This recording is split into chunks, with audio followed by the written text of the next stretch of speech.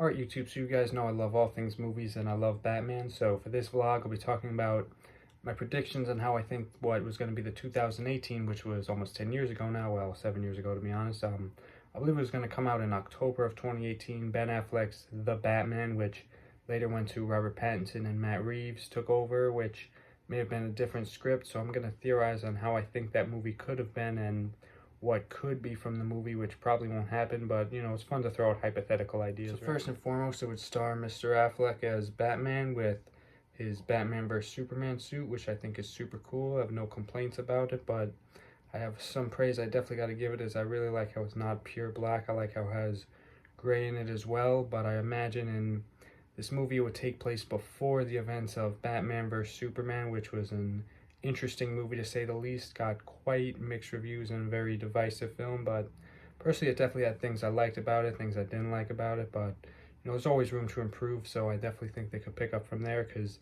although I wasn't fond of Batman killing, I think it would be great to see, you know, a skilled Batman, like the warehouse fight scene, he, you know, beat the living crap out of all those goons and villains, and imagine how cool that would be if he tried doing that, but he didn't kill. That would be even more hard for him to do, but also quite the spectacle. Now, when I first got into, or first got back into Batman, and particularly my Lego Batman scripts I did, which I did borrow inspiration from some of the current Batman movies, which starred both Ben Affleck's Batman and Christian Bale's Batman, as well as a handful of other animated series and some of my own fun ideas, because you guys know I have a creative brain up there, so that was definitely cool. But what was I saying? I got my train of thought back. So I remember back then I was big into casting, huge into fan casting, and I thought, like, you know, seeing actors and actresses in roles and who could be what was the coolest thing ever. But fast forward to now, I'm not incredibly, you know, invested in fan casting. I do like seeing familiar faces and cool actors and actresses in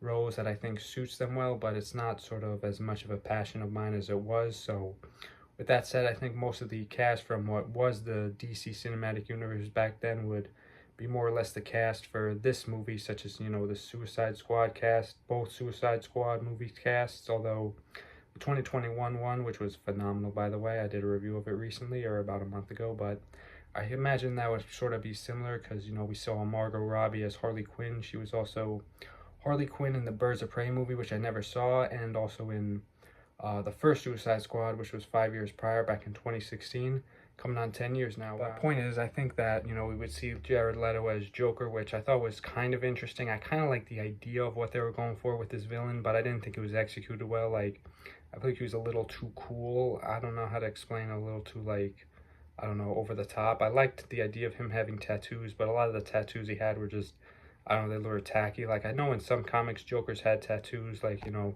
the dragons on the back. I think that would be cooler if they gave him, like, you know, a clean up makeover design, and particularly gave him an outfit like this would be both cool and drippy and, you know, perfect for Joker. So it's sort of, you know, everyone wins, right? And hair, I don't really care about with Joker, but I would want to see him carry the iconic Joker card. And I imagine this movie was probably going to be somewhat similar to what 2022's Batman movie was, where we would see, like, you know, Catwoman, Penguin. I don't know who I'd cast for both those roles, but probably someone close to Affleck's age. But more importantly, for a role like the Penguin, I think the Batman did it well, with Colin Farrell completely transforming and being unrecognizable in the Penguin. So with that said, anyone who has the acting chops and personality would be cool for the Penguin, but if I had to pick someone, maybe it would be the guy who played Doc Ock in Tobey Maguire's Spider-Man movies. I forgot his name, but he definitely gives me Penguin vibes. I remember Joe Manganiello was Deathstroke. I don't think Deathstroke would fit like a glove in this movie, especially with Joker, but I do think Deathstroke definitely had potential in this potential universe, or what could have been. But with that being said, I hope for fast forward to now that with James Gunn DCU, that I personally think we should move on from, you know, Joe Manganiello as Deathstroke. I think we should get a new face, or whoever it is. I don't really care if it's Joe. I honestly don't care either, but point is, I just am really excited, and, you know, for a new Batman era, as well as, not to mention the Batman Part 2, so we get 2, which is, like, you know, an absolute win for me. Although maybe they'll combine, 2 will become 1. I don't know, Robert Pattinson probably won't be the DCU Batman, but if he is, I have no complaints. You guys know my top pick for Batman technically was Christian Bale, but honestly I think I'm favoring Bill Skarsgård more. Like, I knew Bale was not going to be Batman in James Gunn's movies, but I do still kind of hold on to and really want to see him don the cowl and cape again, but I'm kind of glad he doesn't, so I guess I'm contradicting myself now. But Point is, I've been hearing a lot of buzz about Bill as Batman, and I'm really happy about that. I also happy to say I was kind of invested in the idea when I vaguely heard it before it became super popular. Not to flex, but you know, I think he'll be a great Batman if he is. And I believe Batman Part 2 is coming out in 2027, and you know what else is coming out in 2027?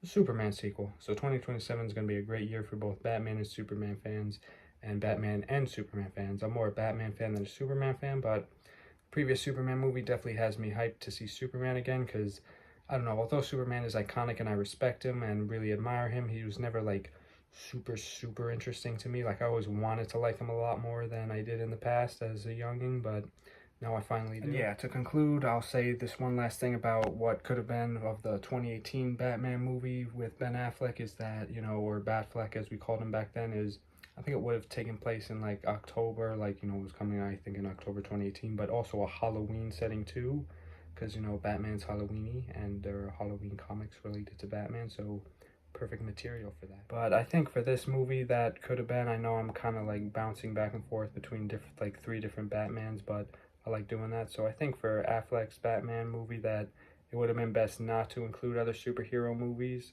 or other superheroes, I mean, from the DC universe. At least, like, you know, let it be his solo movie, because although Batman vs. Superman kind of was his solo movie, I feel like we could have seen a little more, but I'm honestly not upset to see us moving on and getting into new Batman. So for the new Batman, whoever it is, I think it would be perfect to cross over with other superheroes. I know this Batman is not part of the Justice Gang that we saw in Superman from last July, and as for Robert Pattinson's Batman, I'll leave that up in the air. I'd be happy either way, or sad either way, so you can either view it as sort of a win-win or lose-lose, up to you. I say win-win personally, but I can see lose-lose as well. So yeah, overall, I really enjoy talking about Batman movies, and next vlog I'll be analyzing some of the casts of what I think could be cool. And yeah, until then, thank you guys so much for watching. Stay tuned more soon. Goodbye.